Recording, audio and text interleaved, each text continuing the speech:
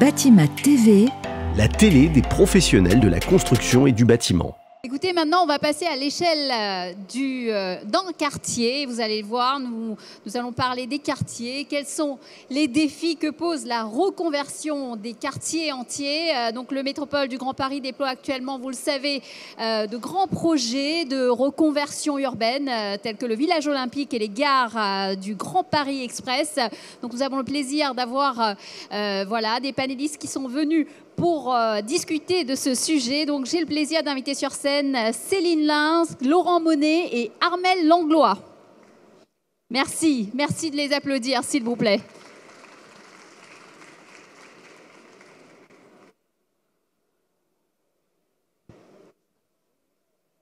Vous avez tous un micro.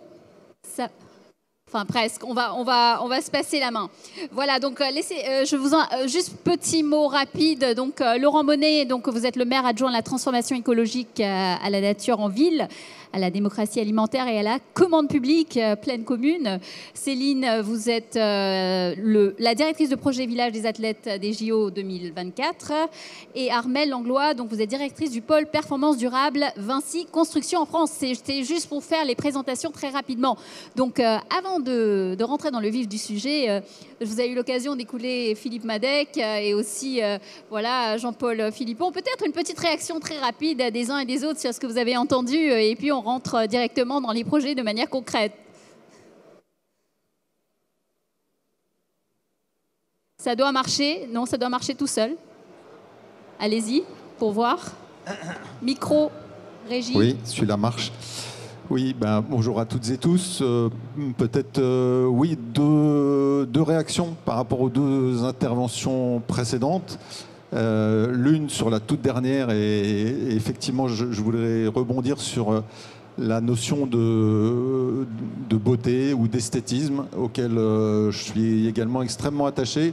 Notamment sur la question de l'économie circulaire, parce que je trouve que c'est un enjeu très fort. Si on veut développer l'économie circulaire, le réemploi en particulier, il est impératif qu'on donne envie et que donc ce qu'on reconstruit ou ce qu'on réhabilite, ou ce qu'on réemploie en tout cas, soit suffisamment beau pour que les gens en aient l'envie et en tout cas n'aient pas l'impression, comme ça peut arriver parfois, d'une forme de dégradation ou d'un service moindre, de moindre qualité qui serait rendu par le réemploi.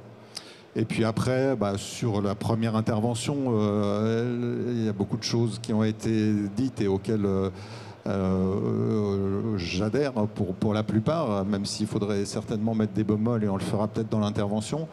Mais en tout cas, oui, pour ce qui nous concerne à la ville de Saint-Denis, dans notre nouveau mandat, puisqu'on est une nouvelle équipe qui sommes arrivés en responsabilité au mois de juin 2020, donc il y a 2 ans à peine, on a comme première mesure déclaré l'urgence climatique, mais comme mesure assez rapide derrière, on a décidé de ne pas construire ou de ne pas détruire un certain nombre de bâtiments qui étaient dont la destruction ou la construction était prévue. On a décidé de ne pas construire un conservatoire, non pas pour ne pas rendre le service attendu, mais parce qu'on a pensé qu'on pouvait le faire autrement avec d'autres bâtiments répartis davantage sur le territoire de notre ville. On a décidé de réutiliser, réemployer le commissariat de la police nationale qui venait de déménager pour y mettre notre police municipale. Et dans le cadre de la rénovation urbaine, on a décidé de ne pas détruire tout un bâtiment dont la destruction était prévue pour essentiellement des raisons qui nous a semblé que le bâtiment pouvait encore servir à sa fonction, d'une part, et que aussi pour les raisons écologiques que j'ai évoquées tout à l'heure, il nous semblait que c'était pertinent de le laisser debout. Voilà, donc quelques réactions. Merci Laurent. Peut-être Armelle, juste, on va tester l'autre micro pour voir si ça fonctionne. Ça devrait fonctionner. Allez-y. Ah, non, ça marche pas. On va récupérer. On va essayer avec celui-là aussi. Gardez-le. Allez-y. Oui. Donc là, ça marche? Ouais. Oui. pour aller un peu plus loin, moi, ce que je remarque, c'est qu'on doit absolument changer notre vision économique. Et donc là, je parle de la partie économique de l'économie circulaire. C'est-à-dire que, quelles que soient nos interventions, que ce soit du neuf ou de la réhabilitation, il faut absolument maintenant qu'on regarde les bâtiments comme étant des banques de matériaux pour le futur.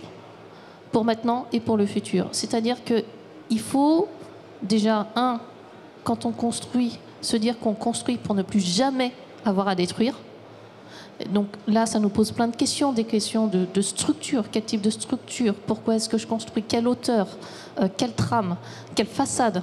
Est-ce que mes façades sont démontables? Est-ce qu'elles sont démontables partiellement? Est-ce qu'elles sont démontables complètement? Comment est-ce que j'anticipe les futures normes, les futures réglementations? Et en fait, je pense que on est dans un moment de transformation où de plus en plus de gens se posent ce genre de questions, où, je veux dire, l'entreprise aussi a son rôle à jouer, à proposer des solutions constructives qui soient démontables, qui soient réutilisables, qui soient versatiles. Voilà. Et je dois dire qu'il y a un très très beau laboratoire, comme ça fera la transition, de ce genre de thématique justement avec tout ce qui est village des athlètes, où on a pu mettre en œuvre beaucoup d'innovations. Et du coup, je te laisse la parole, Céline. Oui, Bon, je reprends le relais. Alors, moi, je dirais en réaction, en fait, je vais parler pour le cas pratique qui est le mien, le village olympique.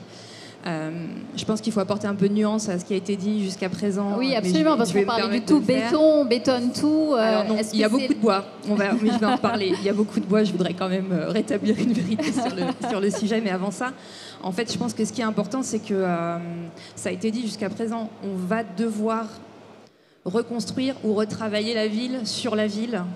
Et en fait, quand on part de ce postulat, il y a un écosystème des habitants, des constructions existantes. Qu'est-ce qu'on en fait? On prend un diagnostic et on se dit qu'est-ce qu'on garde, qu'est-ce qu'on pérennise. Alors le cas spécifique du village olympique a ses raisons qui font qu'on a abattu pas mal de bâtiments, mais parce qu'il fallait qu'on densifie aussi. On accueille énormément d'habitants par la suite. On construit un village qui n'est pas que destiné à accueillir les athlètes. Ce qu'on construit, c'est un bâtiment, un quartier qu'on appelle un héritage, dans lequel en fait 12 000 personnes vont venir vivre après les Jeux Olympiques. Donc c'est une greffe, une ville, un morceau de ville plutôt, qu'on cherche à concevoir et qui, à l'occasion, accueillera entre-temps les Jeux Olympiques. Ça nous oblige à penser la reconfiguration du site et donc des bâtiments pérennes avec des plateaux libres qu'on va pouvoir reconvertir dès qu'on aura dès qu'on aura terminé les Jeux Olympiques, qu'on va pouvoir reconvertir en logement avec un faible coût en matière de réemploi parce qu'on essaye de garder un maximum de l'existant et de ne réutiliser que ce qui est nécessaire. Et donc d'avoir cette vision plus long terme finalement. En fait, et puis c'est de penser des bâtiments, effectivement, tu le disais Armelle, en fait, qu'on ne veut pas avoir à démolir par la suite. Alors c'est des bâtiments en partie en béton bas carbone, mais aussi beaucoup en bois, de la structure bois. On a des bâtiments qui sont simplement sur un socle béton, puis dans les étages on monte en charpente bois, plancher bois. Les façades sont 100% en bois sur le lot qui nous concerne. Les isolants sont en laine de bois, donc il y a quand même du bois, donc je préférais quand même le préciser. Et l'idée effectivement d'avoir un fonctionnement un circuit court a été essentiel. Donc il y a 30% du bois est français. Le reste du bois, on a essayé de s'approvisionner dans une proximité immédiate en Europe. Et donc ça, c'est quelque chose d'important parce qu'on pense sur le long terme. On pense aussi la vie du quartier une fois que les bâtiments seront livrés. Comment les habitants vont vivre dans ce quartier, comment on va aussi leur offrir les capacités d'intégrer les modes de vie qui vont devoir être les nôtres face au changement climatique. Comment on vit dans un bâtiment, comment on gère sa ressource. On essaye de travailler ces sujets-là, y compris au moment de la construction. Alors tout ça est très intéressant, mais j'imagine la reconversion des quartiers entiers. Ça, c'est un vrai défi. Hein. Là, on est en train de s'attaquer vraiment, peut-être Laurent, pour vous, de votre perspective, en tout cas de maire, comment vous voyez les choses ? Oui, je dirais qu'on est à un moment un peu clé pour notre territoire, en tout cas, un moment clé de transformation. En effet, c'était un territoire industriel. Donc en fait, c'est vrai que les questions qui ont été évoquées de conservation se posent peut-être un peu différemment parce que simplement le territoire s'est transformé au plan même, et pas seulement le territoire en fait, la société elle-même. Sur le site par exemple de la ZAC Saulnier, qui est une ZAC sur laquelle est en train d'être construite le centre aquatique olympique, et où demain apparaîtra également un nouveau quartier, eh bien, on avait là une usine qui produisait du gaz à partir du charbon. Bon, on peut se dire qu'aujourd'hui, on n'a plus effectivement vraiment besoin de ça, quoi. Alors, il y a des bâtiments qui peut-être peuvent justifier d'être conservés et être transformés, mais on voit bien quand même que massivement, la destination du territoire s'est transformée et qu'aujourd'hui, on a aussi besoin d'habitat, qu'il en manque. On a des files d'attente, entre guillemets, auprès des bailleurs sociaux, par exemple, du territoire qui sont très conséquentes. Donc, il y a une demande de logement, on a besoin de ces logements, il faut les construire. Donc, il y a une opportunité en ce moment, et les Jeux Olympiques constituent une opportunité d'accélération, en fait. On l'a évoqué à l'instant, mais c'est vrai que très certainement, la ville ne se serait pas transformée au même rythme si on n'avait pas eu les Jeux Olympiques. Et donc, on voit émerger un quartier en très peu de temps, quartier qui apporte énormément, on vient de l'évoquer, en termes d'évolution technologique, de manière de penser l'habitat d'une part, mais aussi de le réutiliser, de le faire bouger. On n'est peut-être plus très loin de la ville en Lego, en fait, tel qu'on l'imagine là, et tel que les bâtiments sont en train d'être construits aujourd'hui sur le village olympique. Donc voilà, c'est une vraie opportunité pour nous. Après, le village olympique, c'est une petite partie de la ville. On a aussi, c'est vrai qu'on est un territoire en très grand mouvement. Il y a un très très gros programme de rénovation urbaine parce que, en effet, pendant des années, on a construit de manière erratique, en tout cas, et sur des bases dont on a très vite vu les limites. Mais là encore, on essaye précisément sur ces programmes de rénovation urbaine de limiter la destruction, de réhabiliter autant qu'on peut. Voilà. Et on a évidemment les chantiers du Grand Paris Express avec des nouvelles gares qui apparaissent.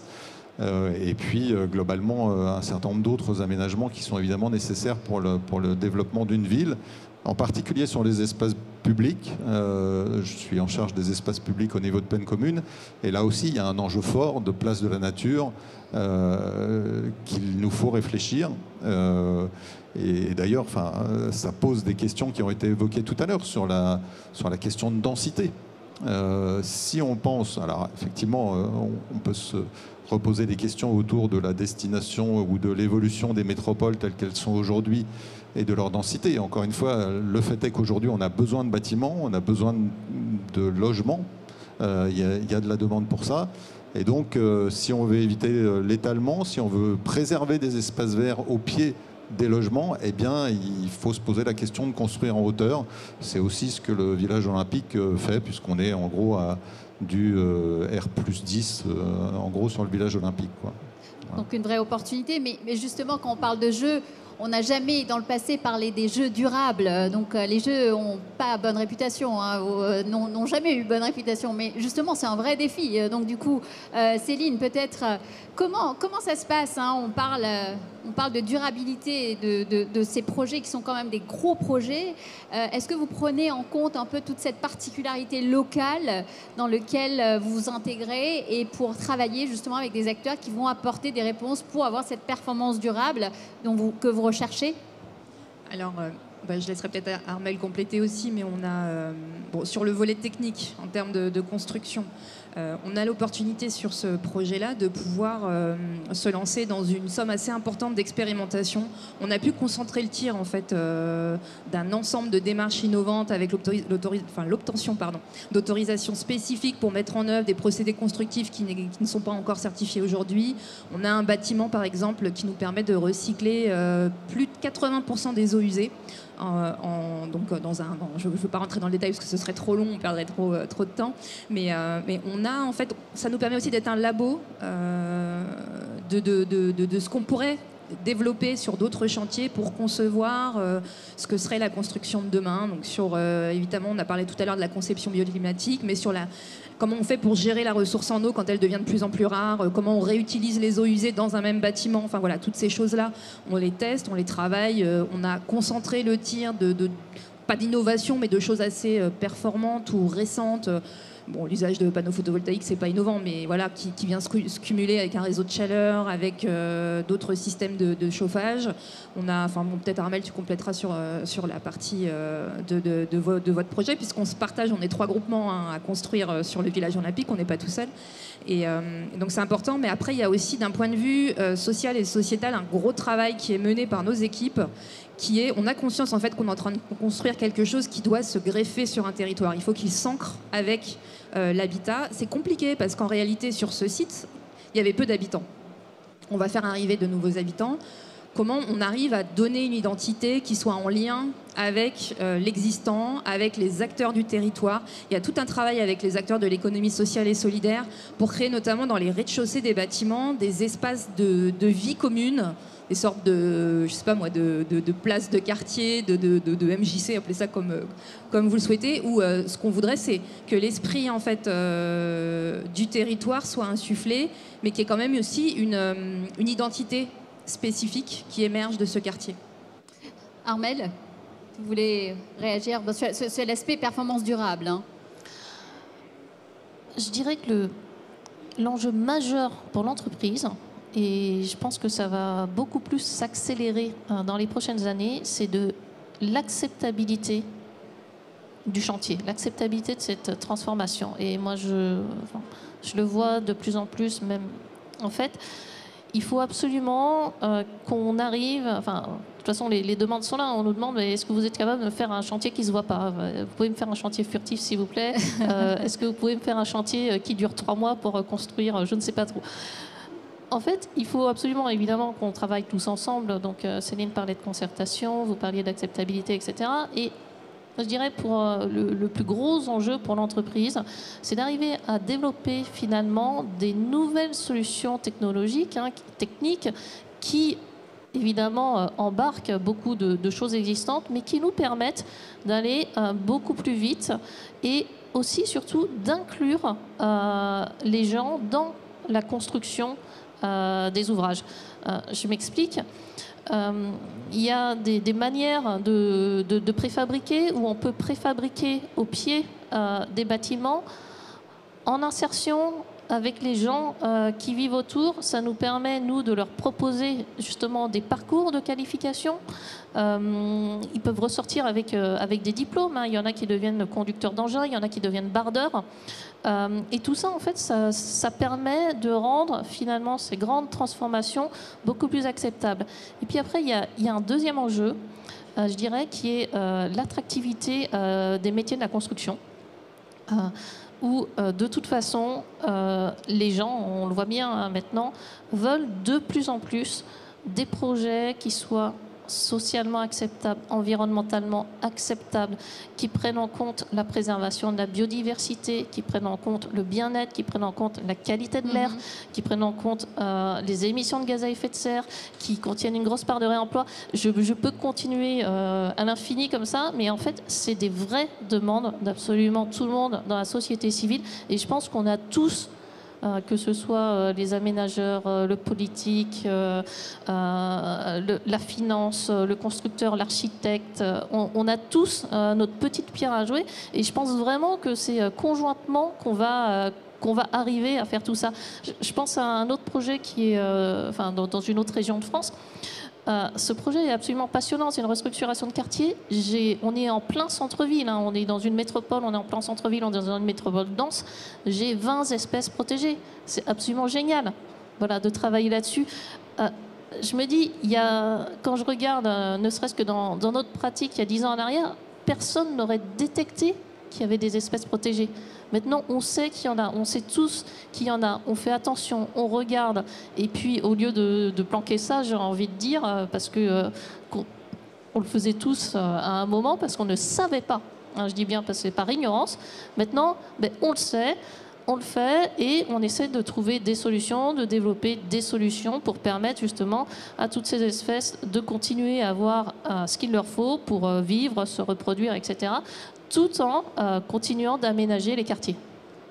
Merci Armel.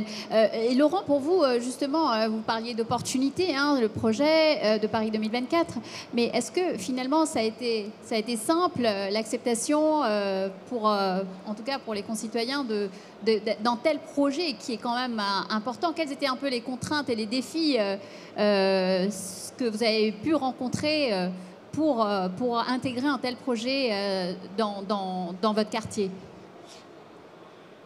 Précisément, pour reboucler peut-être sur ce qu'on évoque autour du réemploi, de la déconstruction, de la reconstruction, la réhabilitation de l'existant en quelque sorte. Nous, ça fait quelques années en fait qu'on pousse une démarche qu'on a appelée le métabolisme urbain, qui a vocation à adresser en quelque sorte ces différents enjeux environnementaux, sociétaux et locaux d'une manière générale. Donc ce métabolisme urbain, il a justement comme ambition de ne plus démolir outrageusement, d'éviter, comme je le disais tout à l'heure en introduction, d'éviter de déconstruire, de réemployer au maximum les bâtiments quand c'est possible, mais quand il faut, malgré tout, parce que l'histoire est là, que l'usage est trop éloigné, l'usage futur est trop éloigné du bâtiment actuel, et qu'il faut déconstruire, alors le faire de manière pertinente, en réemployant, recyclant, réutilisant au maximum les matériaux, les objets qu'on peut trouver sur place. Ça a été le cas notamment, je reprends l'exemple de la ZAC Saulnier et du centre aquatique olympique, hein, puisque juste après quand même la centrale à charbon que j'ai évoqué, il y a eu le centre de recherche de Gaz de France, puis Engie, qui était sur place. Et en fait, c'est un vraiment des projets emblématiques pour nous en matière de métabolisme urbain et de réemploi.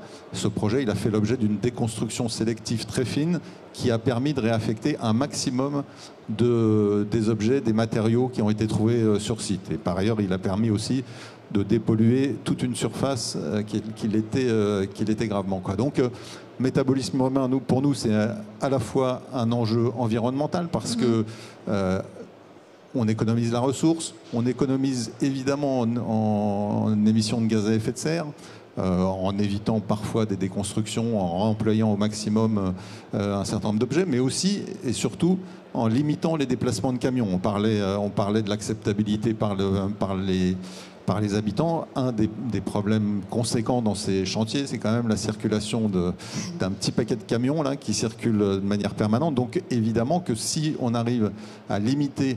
Alors je sais que par exemple sur le village olympique, on reconstruit le béton, on produit le béton directement sur le chantier. Mais aujourd'hui, on est à recycler des matériaux, donc parfois du béton, pour le réinjecter dans du futur béton. Tout ça, quand ça se fait sur place, ça évite des déplacements de camions. Par ailleurs, nous, on a la Seine qui a permis aussi de limiter un grand nombre de déplacements de camions. Donc ces enjeux d'acceptabilité, évidemment, ils sont pris en compte par cette démarche aussi. Et puis enfin, il y a un enjeu d'emploi local, de développement. Ça a été dit tout à l'heure aussi. Je pense qu'il faut qu'on aide aussi notre tissu, essayer d'attendre de nos habitants aussi, notre tissu sociologique et socio-économique, à s'adapter aussi à ces nouveaux métiers du réemploi, de la reconstruction, nouvelles énergies, etc., quoi. Et donc, voilà, pour nous, métabolisme urbain, c'est un peu tout ça, dans un environnement, dans un territoire qui est dans une telle transformation que si on ne porte pas ça, eh bien, jamais on ne tiendra nos ambitions de plans climat territoriaux sur l'air et l'énergie. C'est une condition sine qua non en fait à l'atteinte de nos objectifs de neutralité carbone et d'économie de ressources, de limite de la baisse de la biodiversité par exemple, quoi. Alors Céline, sans rentrer dans les technicités, quels sont les défis que vous avez rencontrés sur ce chantier? Beaucoup, j'imagine. Déjà le délai. Puisqu'on est quand même sur un planning assez contraint, on n'a pas le droit à l'erreur, hein, donc voilà. Après non, c'est la question de la réversibilité, ce que j'évoquais tout à l'heure. Donc c'était vraiment concevoir des bâtiments sur du long terme avec des doubles usages. On a une innovation sur le village olympique qui est permis par une loi spécifique dédiée au JO, qui a permis en fait de déposer des permis de construire qu'on appelle à double état, où en fait on peut prévoir deux destinations pour le même permis de construire. Donc ça nous permet d'expérimenter, de voir quel modèle. Alors, je suis désolée, ça reste un peu technique, mais voilà, ça fait gagner du temps. Ça fait gagner du temps pour la suite parce que ça veut dire penser un bâtiment pérenne sur du long terme et comment on va le rebâtir. Évidemment, il y a les habitants autour, la vie au quotidien, la sécurité qui est extrêmement importante aussi. Il y a de très fortes contraintes sur ce volet-là. Et puis contraintes juridiques, réglementaires. Et oui, en fait, et c'est ce que j'allais y venir. Et le gros sujet aussi, c'est que les innovations que l'on pousse, il faut qu'elles soient accompagnées par un cadre juridique et réglementaire qui nous permette de les mettre en œuvre. Alors, c'est pas simple aujourd'hui encore. On pourrait innover beaucoup plus sur notre territoire et sur les chantiers, mais il y a tout un contexte réglementaire qui fait que souvent on se décourage ou on rencontre des freins. Là, on a un écosystème et un cadre qui nous permet d'aller, je dirais pas plus vite, mais en tout cas de dérouler plus facilement. C'est pour ça aussi qu'on est un labo, comme on l'expliquait tout à l'heure. Donc voilà, contraintes de temps, contraintes réglementaires, contraintes de budget, évidemment, et puis du contexte aussi géopolitique qu'on vit tous aujourd'hui. Mais c'est, je dirais, la réalité pour tous les chantiers et tous les opérateurs. Voilà. Absolument. Et il y a quelque chose, Laurent l'a mentionné tout à l'heure, mais voilà, cette collaboration justement multi-acteurs, comment ça se traduit sur le terrain? Parce que finalement, entre le quartier, les projets, les constructeurs, donc il y a toutes les parties prenantes, mais aussi les citoyens, les habitants. Donc c'est important d'avoir tout le monde pour pouvoir avancer dans le bon sens et justement trouver des solutions à ces contraintes et à ces enjeux dont nous venons de parler. Donc comment ça se passe sur le terrain? Peut-être, c'est une question que je peux poser à tous les trois. Je peux y répondre, mais c'est vrai que typiquement, en particulier dans le quartier dont on parle là, le quartier de Pleyel, qui cumule une multitude de chantiers, puisqu'on a la gare du Grand Paris Express qui sera une des plus grandes gares du réseau qui est juste là. Il y a le village olympique. Il y a par ailleurs une grande passerelle qu'on est en train de construire au-dessus des voies, qui est une des plus larges en Europe. Donc voilà, il y a des chantiers qui sont titanesques. Et qui génère un peu ce que je disais tout à l'heure aussi, potentiellement des camions qui se déplacent et de la gêne pour les habitants. Et donc là, c'est la puissance publique quand même aussi qui doit agir et qui assure, alors là en l'occurrence sur ce chantier, c'est précisément le cas, il y a des instances de coordination de l'ensemble de ces chantiers, notamment sur les aspects de circulation, sur les aspects de gêne que peuvent occasionner ces chantiers au-delà des camions, des poussières qui sont générées, etc. Donc il y a des instances de coordination et entre les différents maîtres d'ouvrage que sont la Solidéo, l'État pour un certain nombre, puisqu'il y a l'échangeur Pleyel juste à côté, Pleine Commune, le Grand Paris Express pour la gare. Donc il faut avoir ces instances-là pour élever des alertes de temps à autre quand c'est nécessaire, quoi. Donc ça, c'est une forme d'organisation. C'est vrai que c'est particulier. On est à un moment sur ce territoire-là particulier qui est un cumul de chantiers de transformation, encore une fois, vraiment gigantesque et qui nécessite ce type de bonne coordination entre les différents acteurs, quoi. Armelle, peut-être une réaction? Je vais dire une platitude, mais j'ai envie de dire bien parce qu'il y a énormément de choses qui ont été anticipées. Il y a eu énormément d'études, de projections. Enfin, c'est quelque chose qui a été quand même extrêmement travaillé. Il y a eu beaucoup d'ingénierie, il y a eu beaucoup d'études, notamment Et j'ai envie de dire, à partir du moment où il y a un dialogue et que ce dialogue est maintenu entre les différentes parties, il n'y a pas de raison que ça se passe mal. Enfin, je veux dire, on est tous là pour faire avancer le même projet. Et Céline, peut-être vous sur cette question, mais aussi sur un peu l'attractivité du projet, justement des jeux. Paris 2024, c'est très sexy à vendre d'une certaine manière et pour attirer des talents. Pas que. Est-ce que ça a été j'imagine vous avez recruté pas mal de monde aussi, donc c'était facile d'attirer des talents pour venir travailler. Je pense que à ce stade, pour mon ressenti, c'est pareil. En fait, c'est la même chose parce qu'on est certes sur un chantier emblématique, mais il faut, entre guillemets, redonner envie aux jeunes de venir travailler dans ces métiers du bâtiment. Et c'est pas juste l'effet JO qui va suffire. Donc il y a un vrai travail de valorisation des métiers, du bâtiment. Il y a un vrai travail aussi de féminisation. Alors pour le coup, j'en parle un peu, mais on est une équipe très féminine où il y a beaucoup de femmes, y compris sur le chantier. Aujourd'hui, c'est de plus en plus le cas, mais il faut en parler parce que attirer les filles qui sortent d'école ou qui ont envie de s'engager dans ces études-là, aujourd'hui, c'est pas si évident. Donc il y a un vrai sujet là-dessus quand même. Vous dire qu'il y a un effet JO, je ne sais pas vous dire aujourd'hui, on est le nez dans le guidon parce qu'on a des dates à retenir. Et puis un objectif qui pour moi est le plus important, c'est aussi cette phase héritage. Enfin, je leur dis, je suis désolée, j'ai que ce mot à la bouche, mais la greffe, quoi, je veux que ça prenne. Et du coup, c'est un vrai travail que je pourrais souligner quand même pour redonner peut-être envie. Et c'est au-delà des JO, je pense que c'est en fait... On est juste en train de développer, je ne vais pas dire une nouvelle manière de faire la ville parce que ce serait prétentieux ou trop ambitieux, mais en fait, ce qu'on constate tous, c'est quand même qu'on avance souvent, on a beaucoup avancé ces dernières années en silo, chacun dans son monde, dans son domaine, en croisant peu les expériences, en communiquant assez peu. Et là, face à tous ces défis de changement climatique, d'inclusion sociale, d'insertion, etc., il faut associer les habitants, etc. Tout d'un coup, on apprend à décloisonner, à avoir une vision plus globale des choses et des projets. Et on ne se projette pas de la même manière, on ne réfléchit pas les projets de la même manière. Quand vous êtes simple constructeur, penser la pérennité du bâtiment, c'est peut-être pas inné, ou en tout cas, c'est pas forcément ce qu'on vous apprend. Moi, c'est pas ce qu'on m'a appris quand j'ai démarré, en fait. Je l'ai appris après, avec le temps, en suivant ces tendances.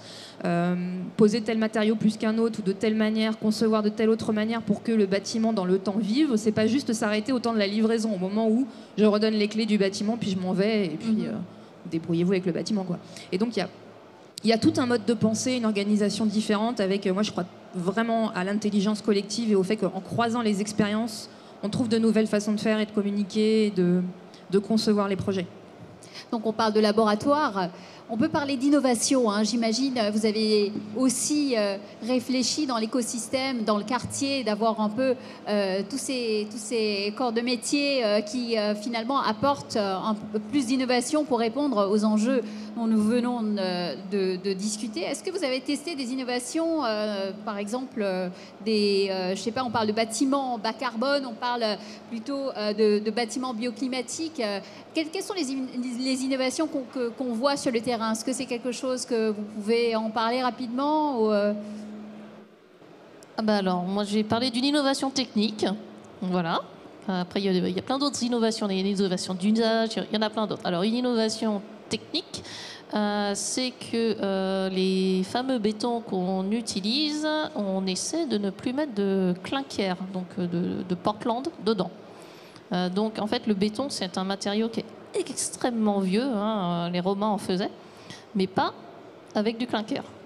Et il faut savoir qu'en fait, c'est le clinker qui apporte la charge en fait en émissions de gaz à effet de serre, enfin la majeure partie de la charge en émissions de gaz à effet de serre dans une formulation de béton. Donc très clairement, le laboratoire béton chez nous travaille à des formulations sans clinker. Et donc il y en a qui sont mises en œuvre justement sur ce village. C'est aussi mis en œuvre donc sur les chantiers connexes, les chantiers du Grand Paris. Voilà, donc ça c'est pour une innovation technique. Voilà, il y a peut-être d'autres innovations. La technique n'est pas trop ma partie, donc non, mais bon, en tout cas, voilà ce que je disais un peu tout à l'heure et qui a été évoqué, c'est-à-dire déjà de pouvoir reconfigurer les bâtiments, que ce soit anticipé et qu'on puisse le faire sans destruction, mais juste en reconfiguration. Pour moi, déjà, c'est une innovation assez conséquente. Alors, je ne sais pas si on aura beaucoup l'occasion de le refaire parce que je ne sais pas s'il y a beaucoup de situations dans lesquelles on sait qu'on a un événement qui dure 15 jours ou 2 fois 15 jours et qu'après on peut passer à un nouvel usage qui lui, dont on espère qu'il sera un peu plus durable quand même, parce que malgré tout quoi. Mais voilà, en tout cas, pour moi, ça, c'est déjà une innovation conséquente sur laquelle ce projet olympique, ce village olympique notamment, nous aura certainement permis, quand je dis nous, c'est aux acteurs notamment qui sont intervenus en conception sur ces bâtiments et en réalisation. Je pense que ça aura fait progresser beaucoup de monde, quoi.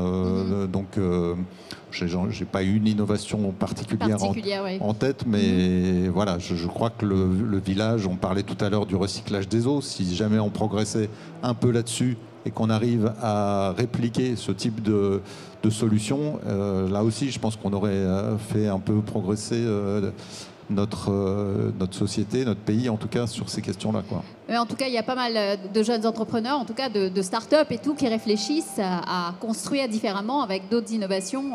J'imagine qu'ils ont été aussi acteurs de ce projet. Peut-être à Céline. Bon, je vais vous parler du bâtiment cycle alors. Je vais essayer de faire vite. Mais donc la question de la ressource en eau, comment on gère alors pas que l'eau d'ailleurs, c'est vraiment le circuit court, la gestion de la ressource. Donc on a deux systèmes, les eaux noires, les eaux grises. Donc je fais un résumé rapide. Les eaux noires, les chasses d'eau. En fait, on a un système de chasse d'eau séparative où les urines sont stockées dans des cuves qui sont récupérées par une start-up qui les valorise à destination de l'agriculture. Donc toutes les urines sont récupérées, réutilisées. Les matières fécales sont compostées. En fait, on a des cuves dans les sous-sols du bâtiment qui permettent d'une réutilisation en compost au bout d'1 an, 2 ans. Ça dépend en fait de l'organisation dans laquelle on va mettre en place le système. Et en fait, ce compost, on va le réutiliser, nous, dans les espaces végétalisés de notre quartier. Donc ça, c'est les copropriétés qui s'en chargeront. Et tout ce qui concerne les eaux grises, donc les eaux des salles de bain, cuisine, etc., en fait, on a une station d'épuration intégrée dans le bâtiment qui récupère l'ensemble des eaux usées, qui les retraite pour qu'elles puissent être réutilisées dans le bâtiment, dans les chasses d'eau, évidemment, dans les lave-linges, dans les arrosages. Et donc, avec ces deux systèmes combinés, en fait, on arrive à récupérer, je vous disais, plus de 80, mais bon, plus de 80% des eaux usées. Alors, c'est un parcours du combattant, parce que là, on rentre dans, dans le régime du sanitaire et du code de la santé publique. Donc, on est en train de travailler tous ces sujets avec les services de l'État pour obtenir toutes les autorisations. C'est pas que simple, mais il y a un regard bienveillant, parce qu'évidemment, quand on se dit que dans une ville, il faut densifier, il faut construire des bâtiments capables d'accueillir beaucoup plus de monde, il faut aussi qu'il y ait les infrastructures, les réseaux capables de les accueillir. C'est pas toujours le cas. Redimensionner les réseaux, les stations d'épuration, c'est pas toujours le cas. Donc d'avoir la capacité de déployer ce type de bâtiment qui réutilise en grande partie ces eaux usées, ça peut être utile à sur un ensemble de territoires assez important. Merci Céline. Je ne sais pas si vous avez des questions. Nous sommes quasiment arrivés au bout de cette discussion. Pas de questions en salle. Écoutez, peut-être Laurent. Oui, juste une petite remarque pour boucler là-dessus, mais on a pas mal d'exemples sur le village olympique et globalement sur la ville de Saint-Denis en transformation qu'on évoquait tout à l'heure. Et pour reboucler peut-être par rapport à la première présentation sur la frugalité, moi je crois beaucoup à ça. C'est-à-dire que je crois à la ville frugale, en effet. Je crois surtout que le monde dans lequel on va doit nous obliger à être beaucoup plus inventifs, à travailler avec la ressource qu'on a sur place. Et typiquement, l'exemple qu'on vient d'avoir sur les eaux, c'est ça. Nous, on vient d'annoncer, pareil, l'utilisation de la chaleur produite par un data center pour alimenter le centre aquatique olympique et la ZAC à côté. La ville de demain, c'est ça aussi. C'est ce qui n'a jusqu'à présent sans doute pas été fait, mais c'est comment chaque brique fonctionnelle de la ville, chaque élément qui est nécessaire à la vie en milieu urbain, se construit avec ses voisins et de manière positive, constructive et économique, surtout en matière d'émissions de gaz à effet de serre, de ressources et de préservation de la biodiversité, qui sont nos sujets clés pour l'avenir. Voilà. Merci. Laurent, Armelle, vous vouliez rajouter quelque chose ? Oui, ce que j'ai envie de dire, c'est en fait, il y a énormément de solutions qui ont été développées. Il y a plein de solutions qui existaient. Il y en a plein qui se font par ailleurs. Là, je pense, par exemple, on a, dans le même genre, on a développé donc, un morceau de quartier qui est chauffé par la chaleur qui est perdue par un tunnel. Et en fait, tout ça, finalement, ça existe, c'est possible, mais ce qu'il faut, c'est qu'on arrive à dialoguer pour rendre ça possible, parce qu'en fait, on ne parle pas des mêmes acteurs, on parle avec des acteurs avec lesquels on n'a pas l'habitude de parler. Contractuellement, c'est toujours super compliqué. Il faut qu'on fasse évoluer les normes, les réglementations, mais en fait, je reste persuadée qu'avec un peu de bon sens, on peut vraiment y arriver. Je pense que ce sera le mot de la fin. Merci en tout cas à tous les trois, vous pouvez les applaudir. Merci. Merci Céline, Armelle et Laurent, merci beaucoup. Et quant à nous, on se retrouve à 17h, si c'est bien ça, ouais, à 17h, donc pour conclure cette première journée. Merci à tous et à tout à l'heure.